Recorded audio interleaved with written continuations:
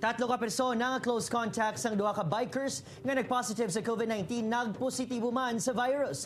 Bikers subong ginadumilian nga maglabay sa poblasyon area sa Bano sa Murcia, subong man sa may barangay Alangilan, Bacolod City. Yaring balita ang aton gintutok ka.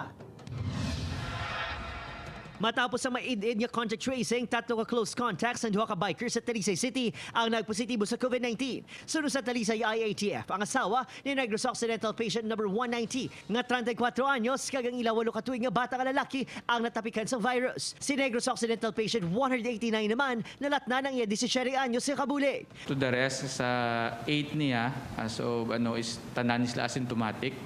And they're all doing well right now sa aton healing center. Madumduman nga 5 ka bikers ang na-infect sa ilaabyan nga nurse nga nag-assist sa isa ka LSI nga nagpa-dialysis kag sa ulihi nagwa ka positibo gali sa virus. They turn out positive.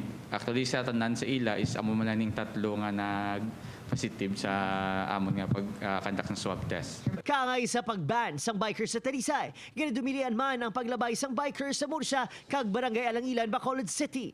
In the crowded area of Murcia, I'm very sorry that we are still preventing them from interaction with our people in population. Samtang, mismo si Governor Eugenio Jose Lacson ang nagpasalig nga duha tubtob 4 na lang kaadlaw ang releasing sa resulta sa Teresita Halandoni Memorial Provincial Hospital Molecular Laboratory. Ini matapos madamo sa mga yara subong sa quarantine ang nagreklamo sa madugay nga resulta bangod sa backlogs sa nasambit nga lab. Upod kini nagkasilyo, Adrian Prietos, 1 Western Visayas.